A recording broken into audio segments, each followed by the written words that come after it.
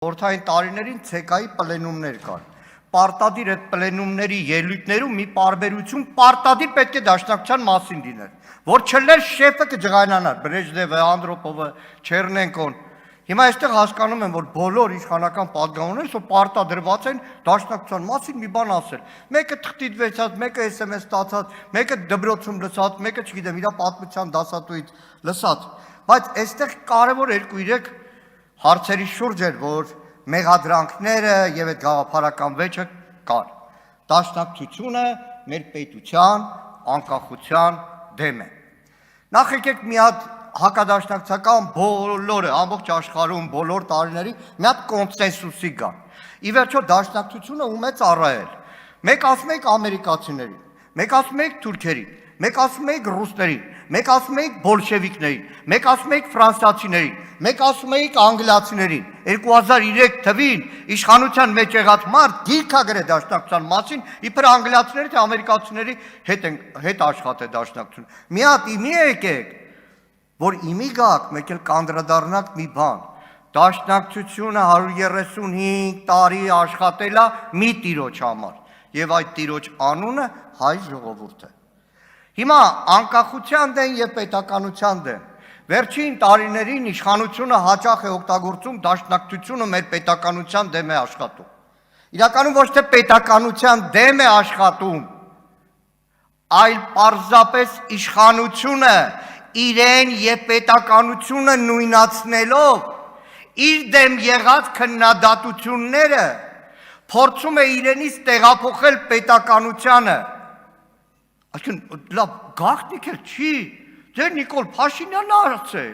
որ ինքն է պետությունը, կառավարությունը, ամեն ինչը։ Դրա համար այդ նույնականացման արդյունքում մեր ցանկացած քննադատություն թվում է կամ առնվազն իմիտացիա է կանում, որ սա պետության դեմ է։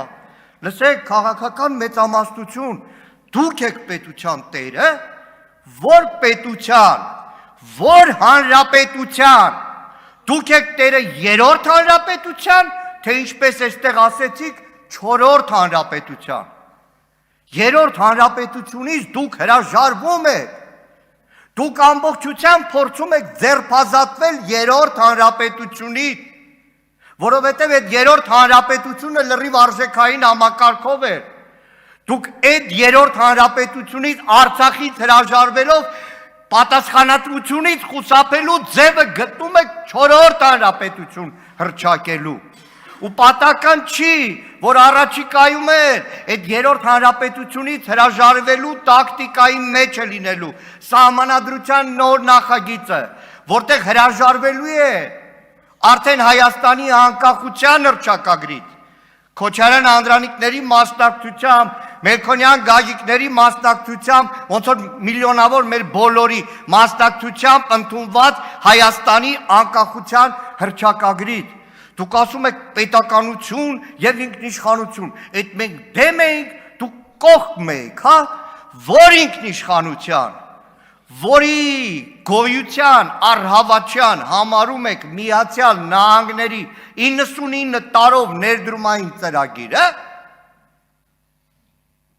որ ինքնիշխանության Ամերիկայի ու Ռուսաստանի դրոշները Հայաստանի տարբեր հատվածներում տնկելով այս տարիներին համարելով, որ դրանով պաշտպանված են, դիմում եմ պարոն Հակոբ Հակոբյանին, որ ինքնիշխանությունն եք դուք երազում, պարոն Հակոբ Հակոբյան, մի ինքնիշխանություն, որի ղեկավարը Նախիջևանի փոխարեն սկսի գործածել Նախճեվանը, այդ նույնիսկ մեր ու ձեր ապրած ոչ ինքնիշխան սովետի տարիներին մեկի ուղեղի ծայրով չեր անցնի Նախիջևանը Նախճևան ասել, վաղն էլ աղրեն ստիպելու ասել։ Մահ կամ ազատություն։ Այստեղ ասում եք մահը ժողովրդին, ազատությունը։ Ես կներին Գեր Պետրոսը, լավ Ասպրամ եւ Վարգիշտը ստեղ չեն։ Ես ունեմ Գիտեք, մի քանի անգամ այս թեմայով խոսացել ենք, ես ուզում եմ կոնկրետ օրինակով խոսել։ Մահ կամ ազատությունը չի վերաբերվում մեր ժողովրդին։ Մահ կամ ազատությունը վերաբերվում է դաշնակցականներին։ Ասպրամ Կրպեյանի հայրը Թաթուլը Կրպեյան երբ որ 89-ից գնաց Գետաշեն մահկամ ազատության երթումով, այնտեղ երգչախումբեր ղեկավարում, դաս էր տալիս, գիշերը մարտական հերթապահություն էր անում, երբ որ սկսվեց Կոլցո օպերացիան, Թաթուլ Կրպեյանը ոչ թե ժողովրդին ասեց ժողովուրդ գնացեք մահվան կամ ազատության, այլ ինքը ուղղակի նռնակով ինքը ընտրեց մահը, որպեսզի ապահովի գետաշենցիների ազատությունը։ Պետրոս Մեղրյանի եղբայր Արցախի հերոս Շահեն Մեղրյանը 92 թվականի Շահումյանի հայաթափումից հետո ոչ թե բոլոր շահումյանցիներին քշեց պարտիզանական կռվի, այլ իր համախոհների հետ թշնամու թիկունքում պարտիզանական կռվով ապահովեց Տոնաշենով Արցախի հետ միավորումը ու հետո նահատակվեց այդտեղ։ Արգիշտի Գևորգյանը, որ այստեղ ձեր գոլեգան է, հիմա ուրախ եմ, որ այստեղ չի թույլ չի տա խոսել։ Եվ քարորյային, եւ 44 օրյային ոչ թե ասեց ախպեր ես ճարտարապետ եմ, ինձ վայնկոմատը եթե չի զորակոչե, ես չեմ գնում։ Առաջին իսկ օրից դաշնակցության երիտասարդականի կամավորական Վաշտի որպես հրամանատար մինչև վերջ եղավ այնտեղ։ Մահը դաշնակցականներինն է, որի միջոցով ապահովում է ազատությունը։ Իսկ որ այդտեղ ասում եք զենքի վրա երթվել, գիտեք, կան ավանդույթներ, չլինեին մեր ավանդույթները, մենք չենք լինի։ Հիմա նույն տրամաբանության պատկերացնեք բրիտանիական խորհրդարանում թագավորին կոչ անեն, որ սրի կոչում, ասպետի կոչում տալուց թույլ մի դիր, օրինակ iPhone-ը դիր, ենթադրենք նույն սատանական երգեր երգող որևէ ռոք աստղի ուսին, հաջան։ Նայեք, այդ ադապտացիան, որ ասում եք, հա դաշնակցությունը միշտ էլ ադապտացվել է իրավիճակներին, միշտ։ Բայց վերադառնալով պետականությանը, նայեք, անցնող բոլոր տարիներին մեր 30 տարվա մեջ չի եղել որևէ շրջան, որ ցանկացած քաղաքական իրավիճակում, որքան էլ անհամաձայն ենք եղել իշխանության հետ, որքան էլ ծանր պայքարի մեջ ենք եղել իշխանության հետ, անգամ երբ որ մեր ընկերները եղել են բանտում, երբ որ պետականության հետ կապած հարց է եղել, ոնց որ երթվել ենք մահով, այդպես առաջին շարքում ենք եղել։ 90 թիվ, Հաբի զինաթափում, Լևոն Տեր-Պետրոսյանի ՀՇ-ի հետ այն ժամանակ արդեն բախման մեջ էինք, դաշնակցությունը հայտարարությամբ կանգնեց պետության կողքին։ 92 թիվ, որ ասում եք, ցույց էինք անում, լավ էինք անում, մեկը ցույց էր անում, մյուսը այնտեղ էր։ 20 թվական, առաջին ժամին, մենք